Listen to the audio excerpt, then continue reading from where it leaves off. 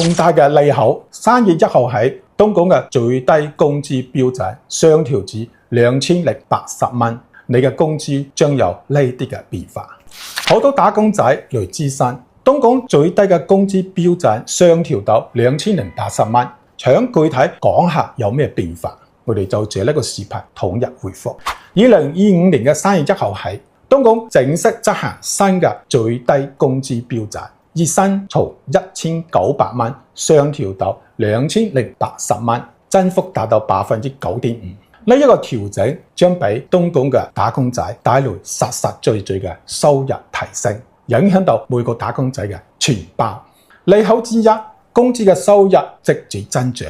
對於以最低工資標準作為基本工資嘅勞動者嚟講，呢次調整意味着每月到手嘅工資直接增加咗180蚊。呢個對於低收入群體而言係一筆可觀嘅收入增長，能夠有效咁緩解生活嘅壓力，提升生活嘅質量。喺東莞嘅好多製造業嘅企業，工資結構係相對單一嘅，主要係由基本工資加加班費構成嘅。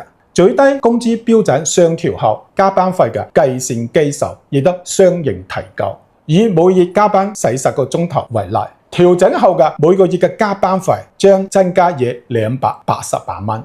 一年落來，加班費嘅收入將增加3400幾蚊。利好二，試用期工資同步提升。勞動合同法明確規定，試用期工資不得低於用人單位所在地嘅最低工資標準。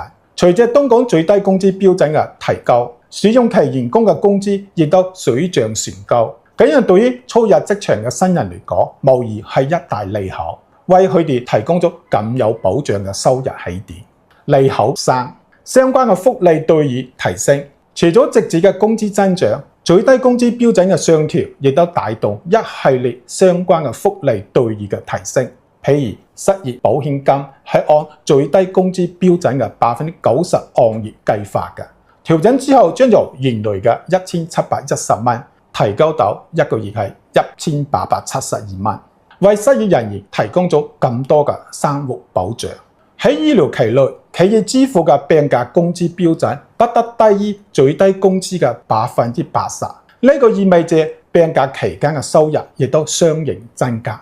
東莞呢次最低工資標準嘅上調係一項惠及廣大勞動者嘅重要嘅舉措。佢唔單止直接提升咗勞動者嘅工資收入，將帶動咗相關嘅福利待遇嘅提升，讓我哋每一個喺東莞奮鬥嘅打工仔都能夠享受經濟發展嘅紅利。如果你所在嘅企業尚未按照新嘅最低工資標準調整工資嘅，不妨攞起法律武器維護自己嘅合法權益。畢竟每一份辛勤嘅付出都理應得到應有嘅回報。